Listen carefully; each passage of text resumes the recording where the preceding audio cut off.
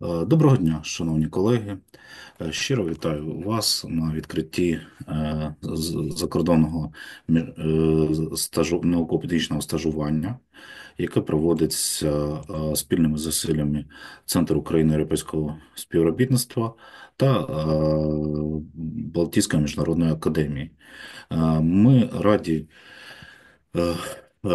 співпраці. Щиро дякуємо кожному з вас, що незважаючи на те, що зараз в кожному університеті тривають Дні науки, відбувається святкування, ви знайшли сьогодні час доєднатися до лекції і присвятити його прослуховуванню цікавих лекцій від співробітників е, е, львівських університетів. Зокрема, це Львівський університет безпеки життєдіяльності, а також одночасно пані Оксана працює в Сіднейському університеті, а також надалі з вами будуть працювати працівники Дрогобицького державного педагогічного університету імені Івана Франка. А також наостанок третя лекція буде від представників Індії. Тема загальне стажування мультикультуралізм у мові, літературі, перекладознавстві, виклики та перспективи. Відповідна тема сьогоднішньої лекції багатомовність в австралійській літературі, поєднання культур через мову.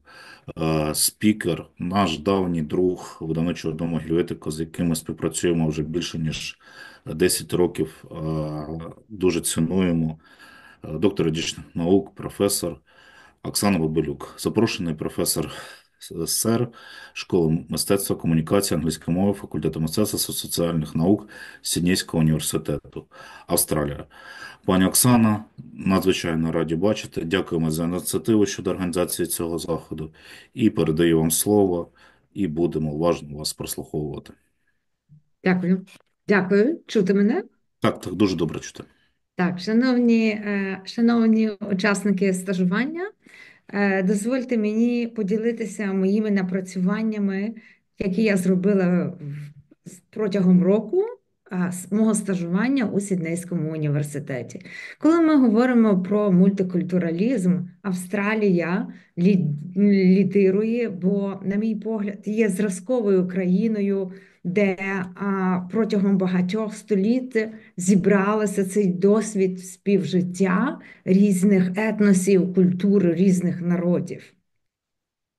Але хочу розпочати із поняття дискурс і його потрактування, а потім перейти, власне, до мультикультурного підходу до трактування сучасного австралійського дискурсу.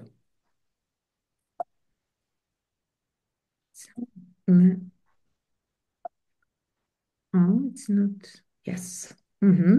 So, what is,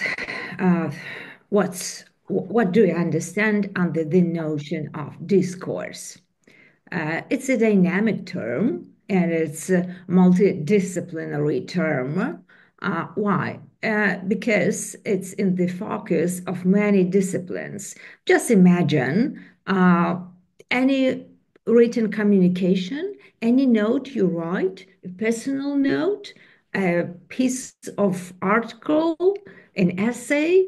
So anytime you transfer your ideas into written speech, in that case, we have discourse. Discourse can also include literary and non-literary prose. And discourse is piece of writing,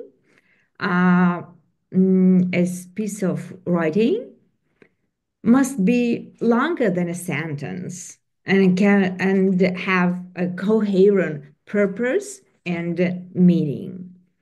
The definition of discourse causes significant difficulties, but it's quite natural that the ambiguity of the term discourse and its use in various fields of humanitarian knowledge give rise to different approaches to the interpretation of the meaning and the essence of this concept. Here are a number of disciplines that focus on this term. Nevertheless, thanks to the efforts of scientists from various fields, the theory of discourse appeared and developed an interdisciplinary field, reflecting the general trend towards integration in the development of modern science. The word discourse has the oldest meaning, dialogical speech. And further, in the 19th century, the term was polysemantic, and in the dictionary of the German language by Jacob Wilhelm Grimm, Deutsches Wörterbuch of 1860, the following semantic parameters of the term are indicated. They are dialogue, conversation, or speech lecture. Right? So now we are in academic discourse, experiencing academic discourse. This approach was characteristic during the formation of the discourse theory at the very beginning of the appearance of a new science, which was called text linguistics. This was when linguists went beyond the studies of an isolated utterance or sentence and moved on to analyzing the syntagmatic change of utterances forming a text, the constitutive properties of which are completeness, integrity, coherence. The interest in the study of text was due to the desire to consider language as an integral means of communication and to study more deeply the connections of language with various aspects of human activity realized through the text. Hence, we distinguish description, which aims to appeal to senses, then exposition that aims to inform the reader, narration presented through the sequence of events, and argumentation that persuade readers to agree with a particular position. Well, it's very, sometimes words in text, and they somehow lose their meaning as the context, the text doesn't cut off the polysemantic meanings they have. So let's take, for example, a word, a point. A point. It could be a term in mathematics. That's the point. So it's hard to distinguish what is meant, what is what. Sometimes intonation can help when we say just молодець. It could be молодець. It's kind of praise, and could be молодець. Shame on you. What have you done? But kind of irony. When the word is used in its opposite meaning. Or to settle. To settle down, to settle. When we do not have a broader context, it's hard really to distinguish what is meant. But we move further, and there are different types of discourses, like poetic discourse that relies on poetic elements. Poetic elements, here I mean the figurative language, meter and rhyme, and some other stylistic devices. And in Ukrainian translation, it's poetikальний, not poetичний. So another type of discourse is expressive discourse, that is creative, not functional. It also occupies all kinds of blog posts and diary entries and personal letters and essays. Then transactional discourse aims to instruct its readers or give them to take to action. Yeah? Well, there are some other types of discourse according to the purpose of communication. And we distinguish written discourse, spoken discourse, and civil discourse. All in all, there are plenty of different approaches to the definition of discourse, and among them we distinguish communicative functional approach, which is actually the main and the most popular, structural and syntactic approach suggested by structuralists, structural and stylistic approach, and social pragmatic approach. But due to the rapid development of text linguistics, there appeared another approach to the understanding, a broad approach to the understanding of the text, yeah, and it caused a turn from the linguistics of language to the linguistics of speech, causing increased attention to the act of communication. And of course, finally, there appeared the cultural approach to discourse that was suggested by the prominent scholar, that scientist Van Dyck, who in modern linguistics has priority in describing discourse. He stated, discourse is a complex communicative phenomenon that includes, in addition to the text, also extra linguistic factors and knowledge about the world, attitudes, history, goals of the addressee are necessary for understanding the text.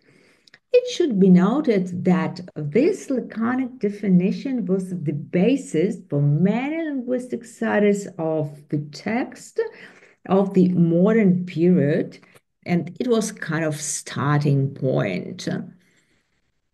Well, I mentioned such scholars, post-structuralists like Paul Grimes and Jacob Derrida and Julia Kristeva, who also played an important role in the study and justification of the term.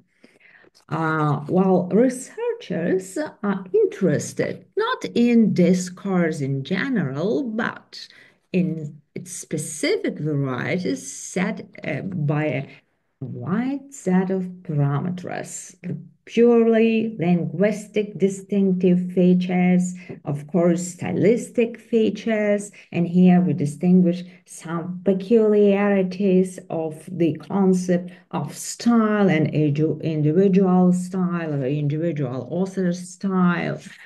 Yeah, so Van Dyck also defines discourse as a social phenomenon, and discourse is speech flow, a language in its constant movement, which absorbs all the diversity of the historical epoch, individual and social characteristics. Discourse reflects the mentality and culture, national, universal, and individual private. So, in other words, discourse is a combination of text and a situation. Yeah, and this approach, this classification allows us to understand that discourse is threefolded. One side is addressed to pragmatics, to typical communication situations, yeah, the purpose of communication, the other to the processes occurring in the minds of communication participants and to their consciousness, and the third to the text itself. But let's explore Australian contemporary discourse, which is more interesting than these theoretical statements, but we should keep them in mind. Yeah, and now let's plunge deeply into the Australian discourse. What do you know about Australia? I do hope that you know that Australia was discovered by Captain James Cook. Yeah. So in 1770, aboard the ship Endeavour. So you have the picture of the ship, and it is a live picture. I've been there, and you can see the inside. Yeah. So Captain James Cook arrived on the east coast of Australia and discovered Australia. He annexed the eastern coast for Britain and called it New South Wales. However, the European explorers were not the first to arrive. The land was not terra nullius, yeah, that belongs to nobody. That wasn't true. It had been inhabited long before Captain Cook arrived, and that makes quite different. That makes the tragedy of the Aboriginal people who lived there before the James Cook arrival. The term Aboriginal is a little bit confusing in the sense that it means from the very beginning. And yeah, there were some tribes which inhabited Australia at early ages, yeah, and they were Aboriginal. They were the first who arrived to Australia. That Aboriginal people that lived in Australia before the colonization, before James Cook's arrival, they were not Aboriginal. They were just people of a definite race with a definite cultural peculiarities and their languages. They were not, when we think about Aboriginal people, the first pictures that appear in our minds, yeah, that just like saved people, no culture, half naked, but it's not true. The truth is that Aboriginal Australians arrived in 75,000 BC from South Asia. They were indigenous to the Australian continent and the island of Tasmania. Aboriginal people that lived in the 18th century, they were traditional custodians. The key term is custodians. So they were, according to their religion, they were not the owners of the land. They were custodians. Those who take care, they are not owners of the country. Of the country means of the land. And the country was treated as a collective living, being comprising people, their environment, land, mountains, rivers, sky, stars, and make up a kind of spiritual unity. For us to understand, for Aboriginal people, country is a kind like a religion, yeah, belief, and kind of church, yeah, that demands special care, special attention, and special behavior. The dreaming or dream time is a collection of religious stories and beliefs related to the creation of the world that explain how to live in the country, such as Torah, or the Bible, or the Quran. So, but here a great problem appeared that in May 1787, a fleet of 11 ships appeared, and that was the first fleet sent by the British Admiralty. And under the command of Naval Captain Arthur Phillip, the fleet arrived and to establish a panel canal at Botany Bay on the coast of New South Wales. And of course, this was the very place that was explored and claimed by the Lieutenant James Cook in 1770. And here the tragedy starts. The large part of population, the Aboriginal Australians, they do not recognize the day as Australia Day, but many Indigenous people and their allies, it's more acknowledge that Invasion Day or Survival Day. And to many Aboriginal and Torres Strait Islander people, there is little to celebrate on Australia Day. So that's the contradiction. Why?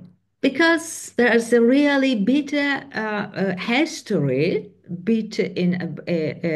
the point of view of Aboriginal people. Yeah. Before colonization, there were about 500 tribes and more than 250 languages spoken by Aboriginal people. But white authorities took Aboriginal children from their families by force and put them in special boarding schools before giving them to civilized people. And giving them to civilized people means to make them slaves, to make them servants for white Australians. And that's incredible. Today, they are called the stolen generation. People who seek their Aboriginal origin as their national identity because they had been taken by force from their families. Of course, in this country, that was a colony at that time with severe behavior of convicts of different kinds. It was easy to kill. So white Australians killed. And they reported to the Queen that everything is okay and they are progressing in their policy, and soon there will be no Aboriginal people alive. So here is the map that reflects the multicultural aspect of Aboriginal Australians, not white Australians. Yeah? These are only Aboriginal lands and tribes. But in 1967, Aboriginal Australians were recognized as Australian citizens. Though they were not included in the Constitution of Australia, they had no rights. And if they go, for example, to a trial, they don't have any place to defend themselves. It was also hard to speak because they speak Aboriginal languages and they do not know English, and there were no schools to prepare them for multicultural society. But all is well that ends well. And nowadays, there are two official flags in Australia. First, the flag that signifies Australia as a part of the member of the British Empire. And the second one, Aboriginal flag, the official Aboriginal flag of Australia that was proclaimed in 1995.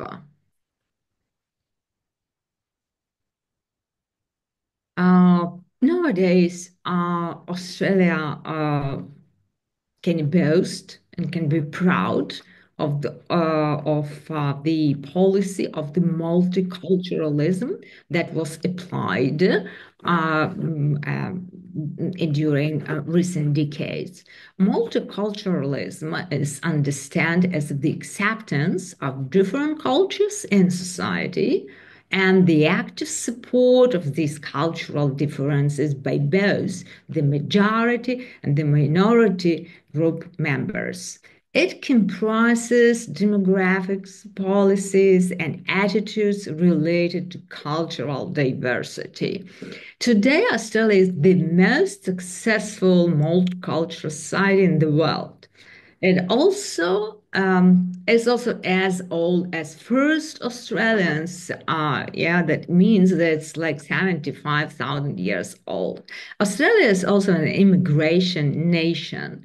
Yeah, but it's almost half of the current population was either born overseas or has at least one parent born overseas. For example, in Sydney, every third is immigrant.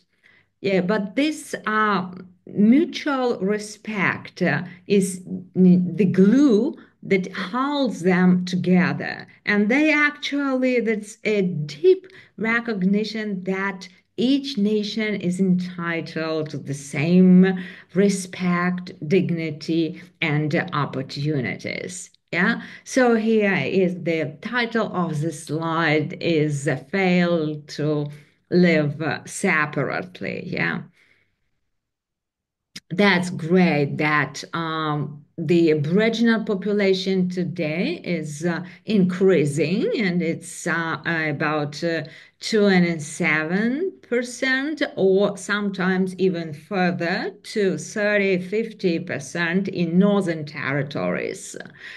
Asian population migrants grew up to 5 and 13 in all regions. And in 1988, Aboriginal people started cultural and political revival. They are represented in the parliament. They took tribal names in order to show that Australia had existed before the year 1788. Every official ceremony or event should be started with the words of respect to Aboriginal people. And here you can see the traditional words that are said to respect Australia's First Nations peoples. I acknowledge, the word acknowledge is obligatory. I acknowledge Australia's First Nation peoples as the traditional custodians of this land and their continuing connection to country, community, and culture. I pay respect to their elders, past and present. So that's the obligatory message that is written everywhere in libraries, in universities, in cinemas, theatrical performances, whatever you can imagine. So that's why this motto, they are black, loud, and proud. It's very significant to Aboriginal people. Black, it's not a mistake. It is written in Aboriginal English. There's now a hybrid of Aboriginal words and English, and it is operated within Aboriginal communities. Now you can understand the meaning of the Eurovision song 2024, not today's, 2024, that was under the title One Mikali, One Blood. And it was sung in two languages simultaneously, in English and in one of the indigenous languages, Anagno, the oldest Aboriginal language of Australia.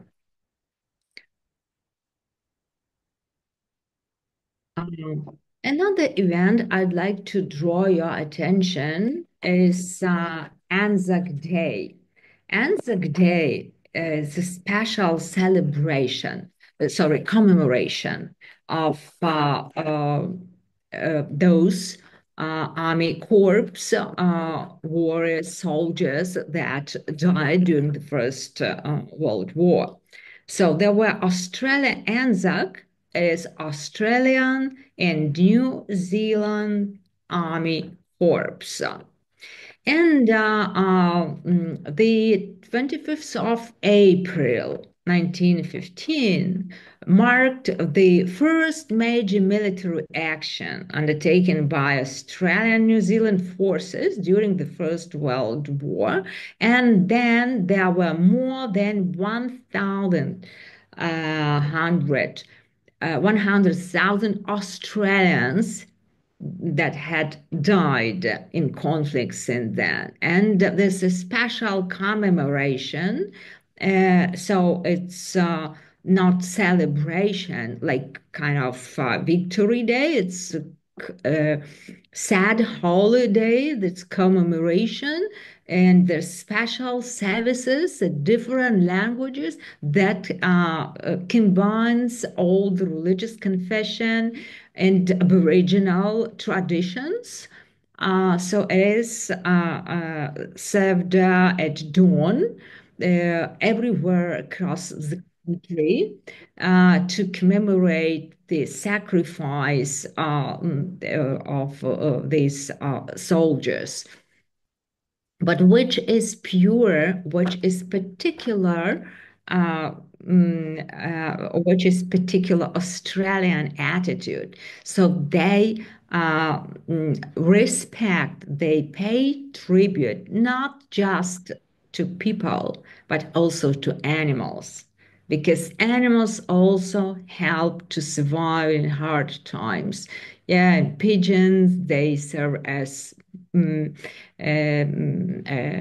kind of post means, yeah, and horses and dogs and donkeys and camels, yeah. So all are remembered.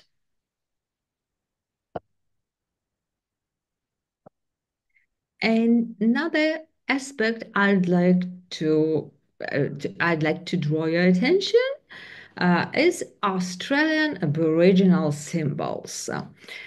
Though I should say that now Australian Aboriginal people and like let's call it like white Australians, yeah, they are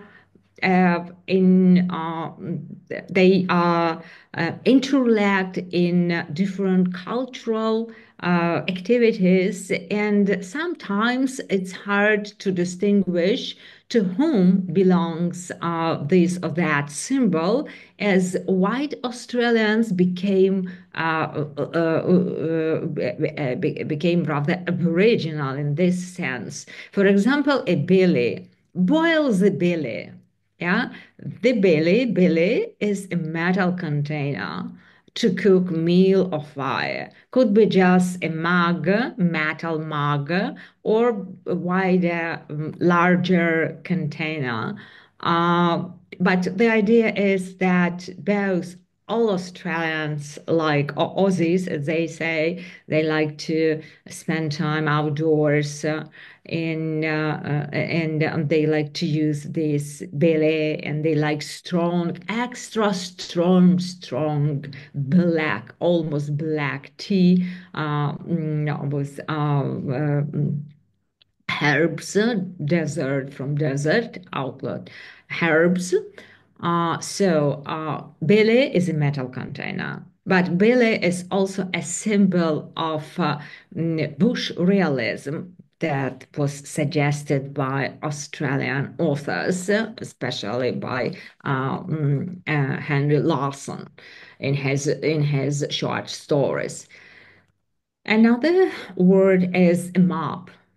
A mob. You should be extremely careful with that word because in British English, it is a furious crowd of people, like a mob of kangaroos, a mob of wolves, a mob of wild animals. Yeah, in Aboriginal English, it is a community, a family. Like in Ukrainian, rodina, that occupies all the members of your family. Yeah, so they are mobs. They can say, we are mobs. I can't say that I'm a representative, I'm a mob. I can't say, oh, let's go and let's meet in a mob because I'm not Aboriginal, and it's disrespectful. By the way, they all also use family titles like aunts or uncles, and sometimes in books they simply write Aunt Anne or Uncle Gordon. Yeah, but I can't write like Uncle Gordon because I'm not Aboriginal. I do not belong to their mob. I should say it is written by Gordon, for example, Smith. Yeah, you will find the surname. Bush and go bush. First of all, bush, it's not bush, kush, yeah, it's forest. Yeah, it's a dense Australian forest. Yeah, and to go bush means to go out to spend time in the forest or at the beach, to be outside and to appreciate the mutual connection between nature and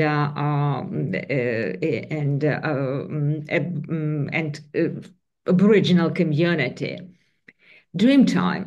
Dreamtime are stories that explain the lore, and the lore is special behavior, special codex of behavior that belong to Aboriginal people. Country is capitalized, is a living being, a unity of environment, people, and land. Sometimes Ukrainians may say, like, ми в Україні можемо казати, земля потребує дощу, земля хоче дощу, так, і ми вживаємо теж, наші предки були теж дуже тісно пов'язані з землею. Тобто тут ми теж відчуваємо на кожному кроці, як про землю говорять, як про не тільки про живу істоту, але і основну істоту, що спочатку йде земля, країна, а потім бізнес.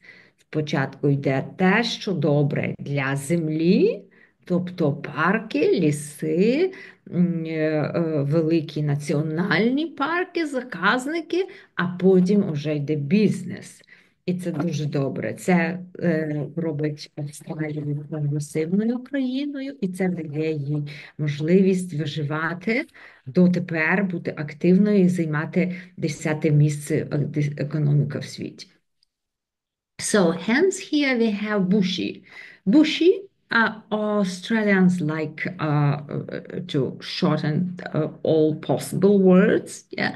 But bushy is the representative of the early explorers and settlers of the outback. Outback, that is desert. Actually, not that desert like sand dunes, but with some poor vegetation. From this word, bushman or bushy, we have bush realism. That is particular genre, literary genre in Australian arts and literature. Well, forest means bush. Bush means forest, desert, outback, yeah. Very drunk means, they say, pissed as a fart. Very early, sparrows fart. Very silly, piss farting, which is particular also to some specific words, yeah. So that is the kui, that is a special call used in the outback. And so it's really essential to know how to produce it because it's essential for one's survival. By the way, another often used word is mate, because people usually do not go to bush just alone. They need a partner and they need a mate, yeah. So joy is a word that for young kangaroo. So we have father kangaroo, mother kangaroo, and joy. Jump up, it's a feet, and Matilda is backpack. There were some special professions or national images that due to Australian writers, to Australian literature, movies, they became national symbols. So this is swagman. The swagman is a man that traveled here. You can see a swagman sitting with swag, yeah. And even nowadays, Australians like to travel very much, and they now they do not carry swags, but they carry nice sports backpacks. But they do like to travel, to spend much time outdoors. Drovers and their wives. A drover is a kind of cowboy in the US and here in America. And in Australia, it is a drover, a man who takes care of a large number of cattle, herds of cattle. And they move the cattle from one side of the country to another. And so it's normally that is absent for a long time, maybe for half a year. And that's why here you have a picture of a drover's wife. It's also an iconic picture of women that learn how to survive in this severe desert conditions. It's true some peculiarities of the Australian pronunciation. I can say that it's rather it's rather hard to copy because they speak very quickly and they use pronounce day like die, fry die, sun die, to die, and day and die, like pass away, like day. So it's kind of vice versa. They like abbreviations and they shorten the words like breaky, breakfast, Barbie, barbecue, a nice word arrow. It's in the afternoon. Like thank you. Australians say good day, which very nice. Reminds me of Ukraine. Yeah, and it's quite common to say not Australian, just Aussie. not Australians possessive, yeah, like culture, but Australia, like Australia, even Australia Day. Among some other abbreviations, you can see here the chalky, chewy, chalky, chocolate, caldy, cold beer, cozy, swimming costume, and footy, like for football. And of course, Australian rules. We have some peculiarities of the pronunciation of the word Australia.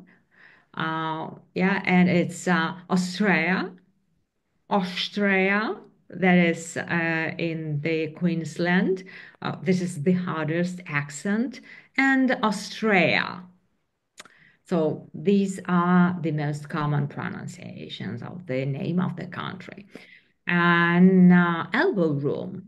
And elbow room is extremely important. Yeah, it's a comfortable space, a length of an elbow around your body that belongs to you. Nobody should step into it. It's your circle, and they are very particular. And if you are in their circle, they are sorry, sorry, sorry. Eager beaver, very enthusiastic and dedicated to work. Aussies like hard work, they're enthusiastic, they do not believe that you can just have everything at once. Yeah, it's hard work before you are distinguished. A flat white. Now I noticed that there's this kind of coffee here in Ukraine. It's black coffee with milk, but originated from Australia. On the gravy train, that life is nice and easy. And it means that you're lucky that you have a good job and you work and you have good money and you're well paid and you're happy about that. On a gravy train, which is also particular, is that Aussies, they do not use a kind of comparison. They use as good as, and they do not say like as good as, for example, as good as in the book or as good as it should be. Yeah, I just as good as. Yeah, the film is as good as. The coffee is as sweet as. The day is as good as. Yeah.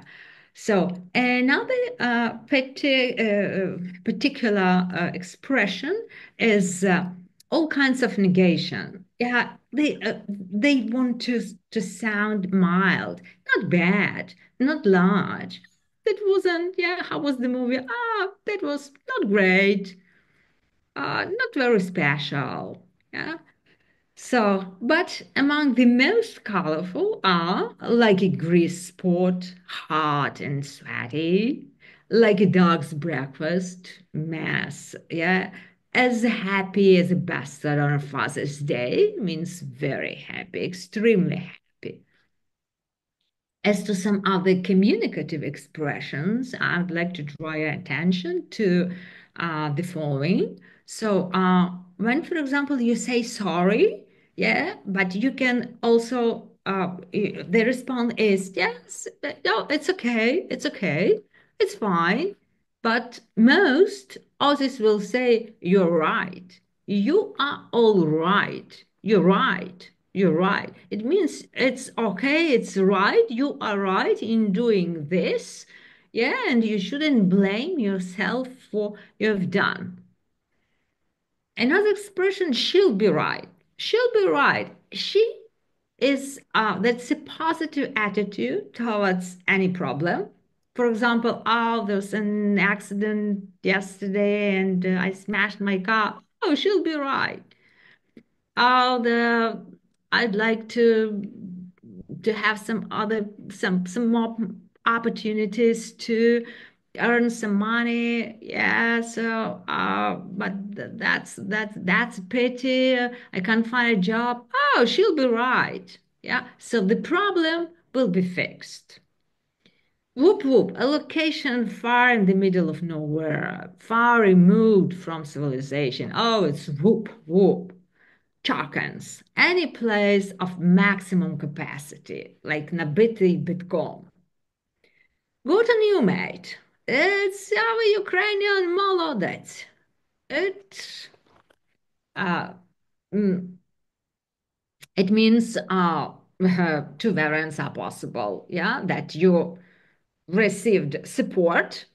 Good on you, mate. Yeah, okay, I'll help you. Good on you. Yeah. Or a really stupid thing. You've done just a really stupid thing. Yeah, so good on you. Молодець. Yeah, that's ironically used ironically. That's all, mate. Have mutual acquaintance. Yeah, that's all, mate. Yeah. So that's all I was going to share today. Um, so thank you for your attention, and I'm waiting for your questions. Recently, I've prepared a lot of information, a lot of articles on multiculturalism, on Aboriginal storytelling, on Australian contemporary literature. So if you are interested, just write. You can see here my email, and I'll send you some information, whatever you need.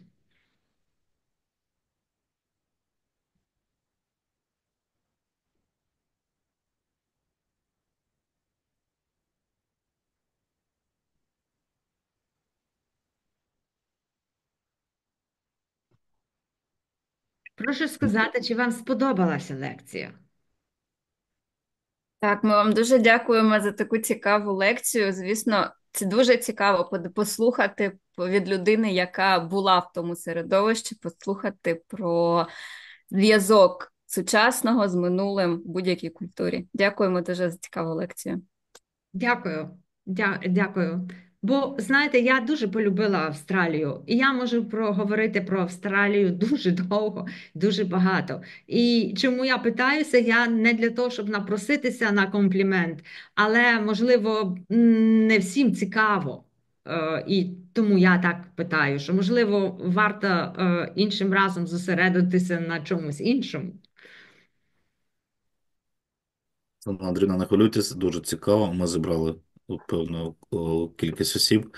Всім ще раз щиро дякуємо за те, що знайшли час, за те, що вислухали Оксану Андріївну.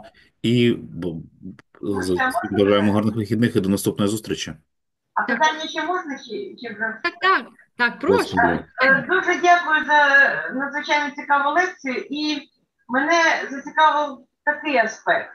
Ось якщо ми говоримо про мультимовність, да, ось чи спостерігали ви конкретні ситуації впливу різних інших мов на англійську? І якщо так, то які мови впливають? Я знаю, що там в Австралії Вежбицька, видатна польська лінгвістка, яка, як я знаю, давно вже в Австралії працює. Ось чи були якісь цікаві приклади впливу інших мов на англійську, і як це відзеркалено в літературі?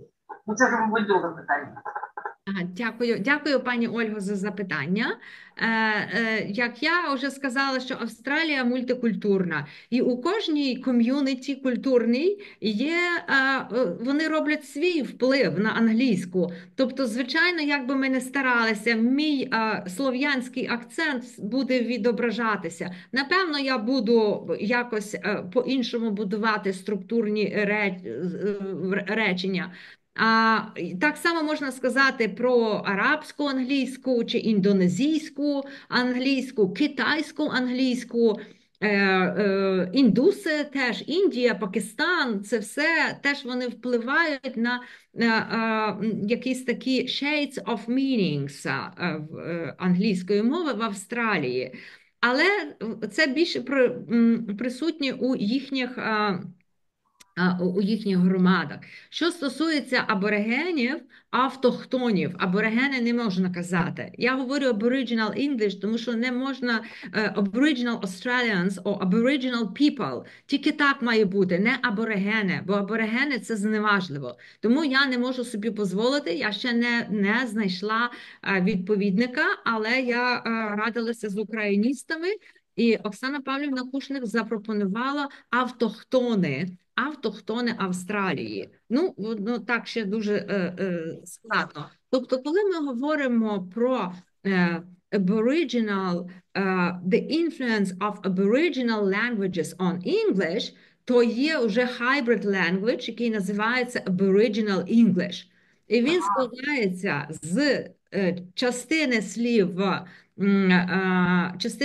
Aboriginal languages і структур граматичних English. Що є, наприклад, я колись читала лекцію і доповідала у Запорізькому національному університеті на конференції, і маю ще допрацювати статтю.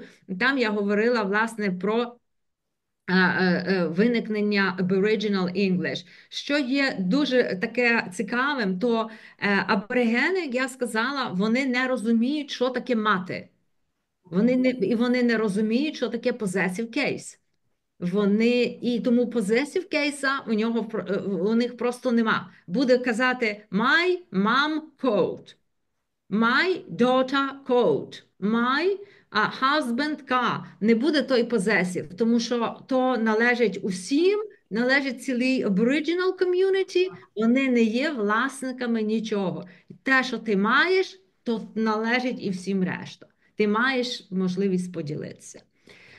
А як це відображено в літературі? Треба сказати, що література теж вона зараз дуже різношерстна, бо вона поділена на як будь-яка постколоніальна література, австралійська література постколоніальна.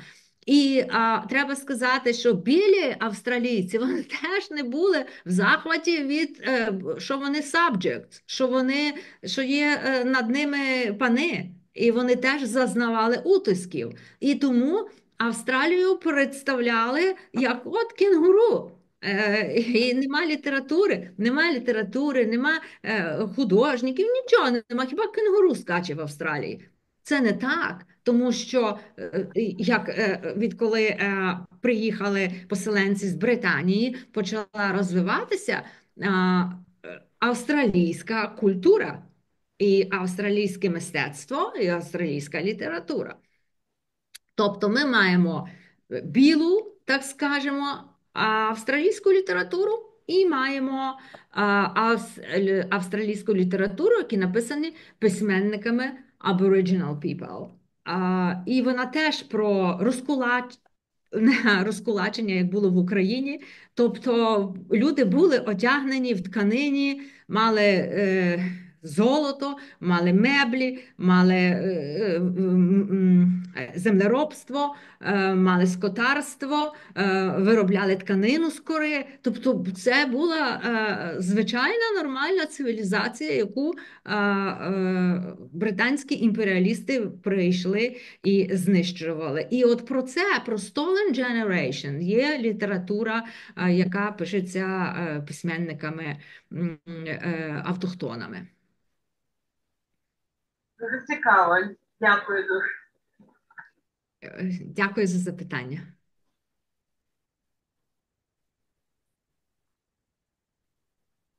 Є ще запитання? Запитань немає. Оксана Андріївна, ще раз щиро вам дякуємо. Дякуємо всім учасникам. І зустрінемось наступного разу. Всім гарних вихідних і всіх з Днем науки. До побачення. Дякую. До побачення.